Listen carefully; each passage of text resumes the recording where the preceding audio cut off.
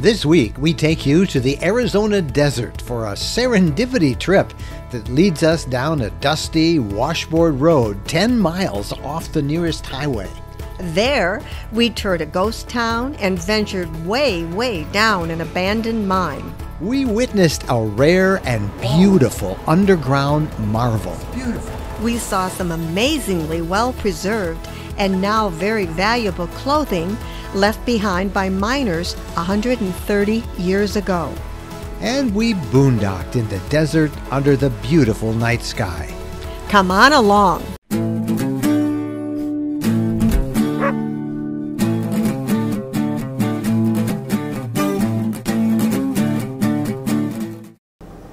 So we got a couple of days left. I say we do some more boondocking in the desert. It sounds good to me. Now, we've been in Quartzsite, and gosh, it's been great. I don't know. Maybe we move on. Have you did some research? You got an idea? There's a lot of places to camp out in the desert, BLM land, and somebody has suggested American Girl Mine is a cool place and that we should go there. That's over by Yuma. Yeah. All right, off we go. All right.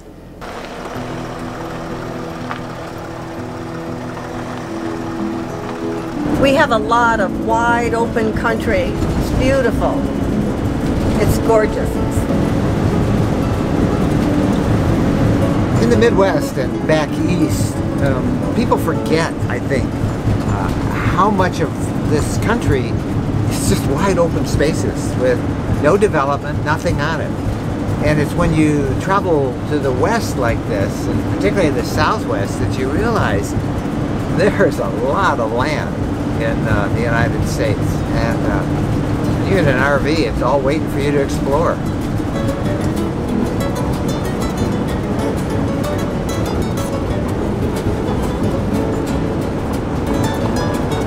Okay, slight detour. This is the Kofa National Monument, and we've heard from some friends this is worth seeing.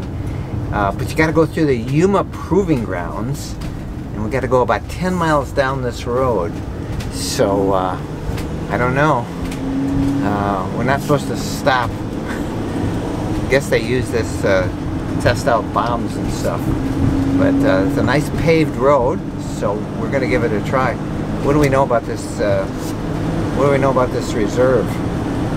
It's supposed to be beautiful. There's an old mine that we can explore. It's absolutely gorgeous. It's beautiful here. We can spend the night. We've got peanut butter and jelly. We can dine for lunch and dinner on peanut butter and jelly. But here we are. Can't wait to see this. Absolutely beautiful. Woohoo! Okay, we ran out of paved road. Head northeast on Castle Dome Mine Road. Do we have to go 10 miles?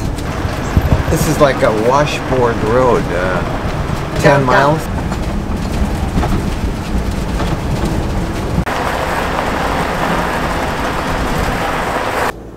Okay, now what do we do? The main road goes off to the right, but this road goes straight ahead. It says dead end though. But I thought I saw a couple of little buildings. So maybe we should take the dead end road. Who knows what you find at the end of a dead end. All right, dead end we go. Let's do it.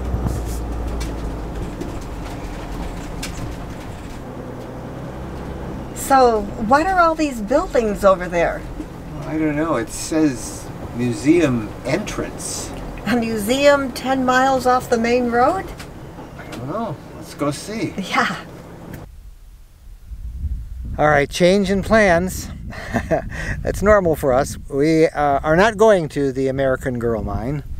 Well, that's what serendipity travel's all about. And our serendipity travel came as we were looking to explore the wildlife refuge. And we came to the end of the road, and we came to this sign that says something's open. And there's some buildings back there.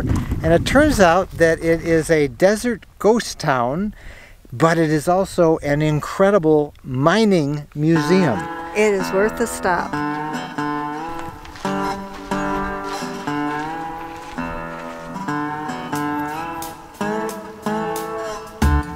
Though it's a ghost town now, this remote place used to be home to 3,000 people. It was larger than Yuma.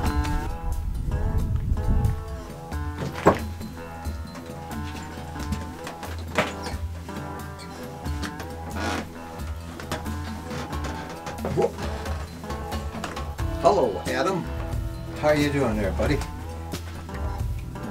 don't say much, do you?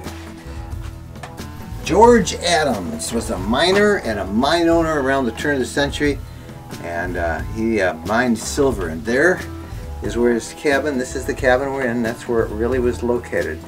They even named a mine after him. It's a pretty neat place. Yeah, he has more room in here than a lot of RVs I've been in.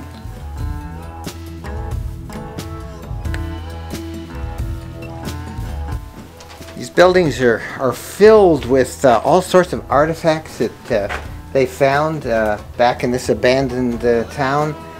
All these little apothecary bottles, and they've really done a great job of moving these buildings here. Pretty neat stuff. There was even a little school here.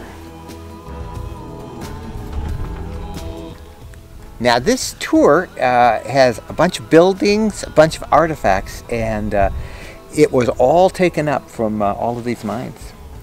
There are, what, over 300 mines in this area? Yeah, from basically right after the Civil War until 1979. Gold and lead, and these are the Kofa Mountains, and it's going to be neat to look at all these artifacts. Yeah, I'm pretty excited. This is a beautiful area, and so many mines in this area. They used to mine silver until it wasn't profitable. Yeah, and that was 1979, she said, yeah. So let's take a look.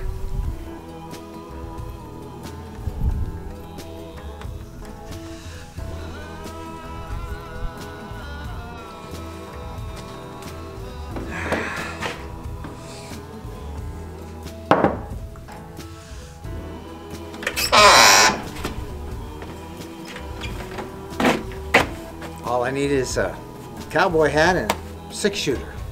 And I'd feel right at home. And boots. Oh yeah, boots. Guess that's not going to work.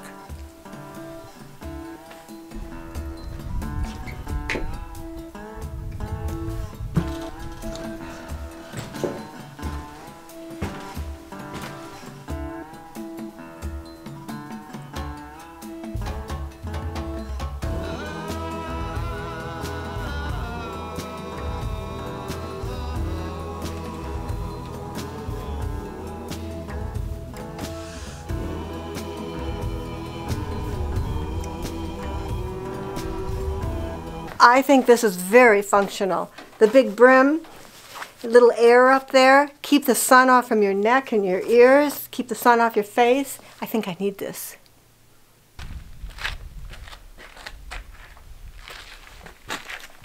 No ATMs here.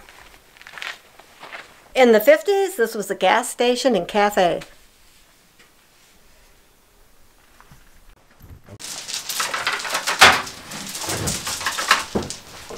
Hello, Molly. Hey, can I get a cold drink? Hello? Hello, Molly? It's quiet type.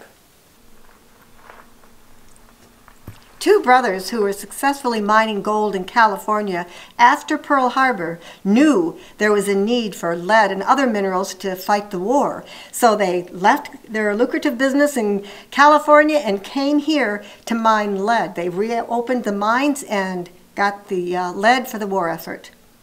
And that lead turned out to be very important. They pulled more than 9,000 tons of lead out of these mountains, used to make bullets during the war.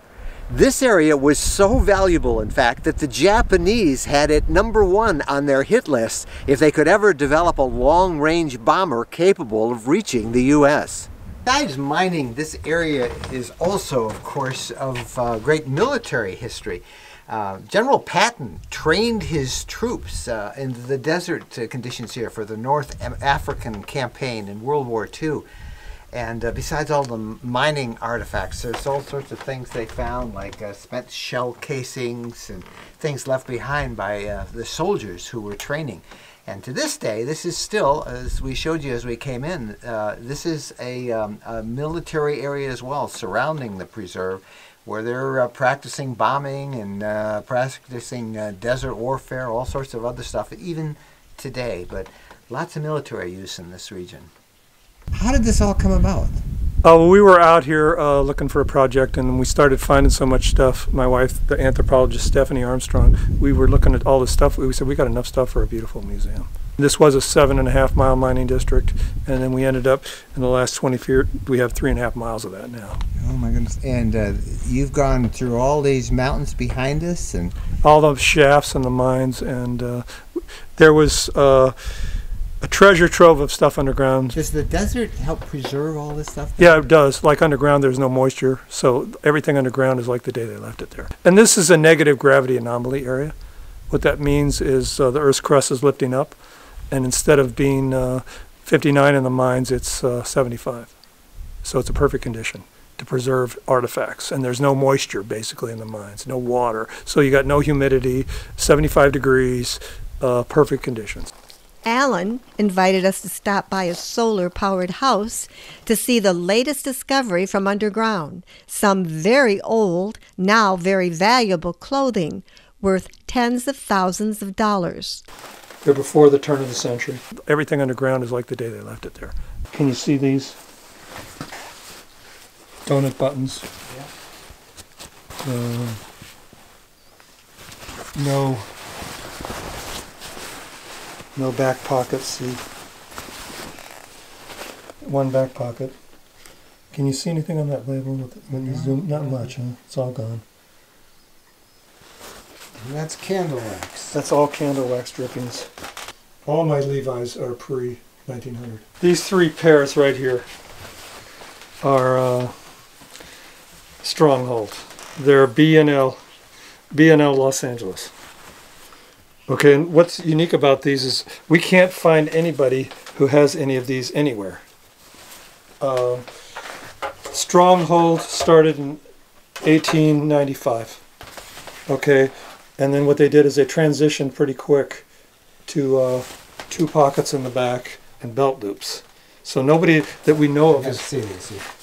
They transitioned to 2 pockets. These are the 1 pocket. They're held up by suspenders, and they have the rivets. And then at 1900, they went to 2 pockets and belt loops. Okay, but then Stronghold doesn't even know these pants exist, as far as I know. How old do we think these are? Well, these are about 1890s. 1890s. And what are these over These here? are all these pants right here are similar.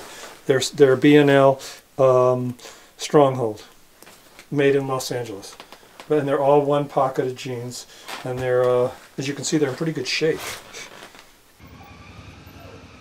But our tour was far from over. Next, Alan invited us down the mine ourselves to see something that is extremely rare. A very unusual fluorescent wall that is truly an underground marvel. We're going to go down here too.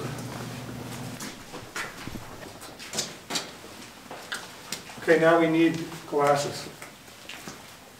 These are UV 99.9, so this blocks the UV rays from hitting your eyes. You need to put these glasses on. These prevent you from getting sunburned eyes from the shortwave. Shortwave. UV ultraviolet light. From this But you'll see the lights are pointing in every different direction because there's so much fluorescent. It usually has displays like this, just right here, and that's it. But every wall is loaded with fluorescence, so they're every direction. This is what the mine wall looks like under regular light. I'm going to turn this on. But when you put it under black light, look what happens. Like nowhere in the world will you see that many colors on a rock wall. What is it that makes this then so unique? Why? Okay, why because here? all right, if you look out, everywhere we went, all the way down here, there's no fluorescence. And we get in one room and it lights up. This is like a whole wall. It's beautiful. I'm seeing purple now, Mike. Are you picking up the purple? I am picking up every possible color. Purple, red, green. It's red, purple, beautiful green, different shades of green. Here's the obvious question. What's this wall worth? I don't know. 100 million, 200 million? Because it's the only one in the world like this. It's a natural treasure. It's a national treasure for the United States. There's 3 walls about this big in the world. One in Franklin and one in New Zealand. And we've had people come who've been to Franklin, have been to New Zealand mines, geologists, and they say, wow, nothing, this is the most spectacular, colorful wall they've ever seen. And so that's how great it is. Now it's huge. It's like we can't light it all up. There's so much. Now take a rock on the floor, on that, see that rock? Pick one up. On the, Right here? yeah, hand size one there. Pick this one up. Yeah, and then check, hold it up to that light. I can see. I'm holding this right now. Take it right up there. It looks like kryptonite. I mean, it's bright green. And there it is there. Oh my gosh. It almost is so bright it flares the camera.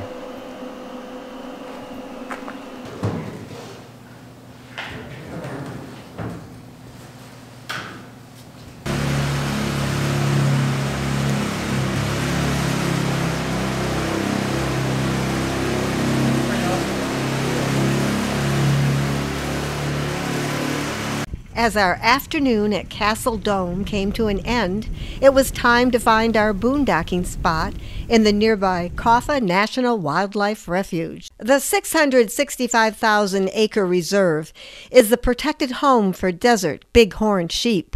RVers are allowed to camp for free for up to 14 days boondocking. We had pretty much anywhere in the desert to choose from. Look at the view out our window. Out of our camper window. Isn't that amazing? So there you have a great example of the way we like to travel serendipity style. We had no idea what we were going to encounter today.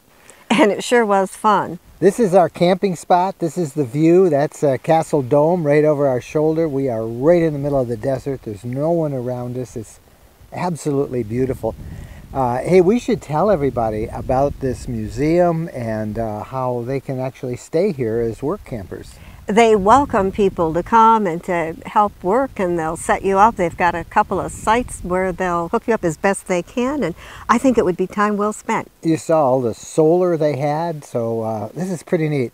10 miles down a dirt road. Who would have thought that it would have been such an exciting adventure, especially that mine. That mine was incredible, wasn't it? Oh, it was beautiful. I mean, what an unexpected treat. And then finding what may be the oldest pair of Levi's around. I don't know about that, but they're pretty old, and that was really fun. So give it a try. We'll put description and links in the description below on how you can find this museum. And we urge you to stop, even though it's 10 miles down a bumpy road. It's so bring your food, and it seemed to be dogs were welcome. Dogs were welcome, and then you can camp out here, right outside in this beautiful wildlife preserve. Hey, we're Mike and Jennifer Wendland. Thank you guys so much for watching. Please give us a thumbs up on this video, and don't forget to subscribe to the RV Lifestyle channel right here on YouTube. When you do, click the bell icon, and then you'll be notified when we have new videos online. Thanks for watching. Happy trails.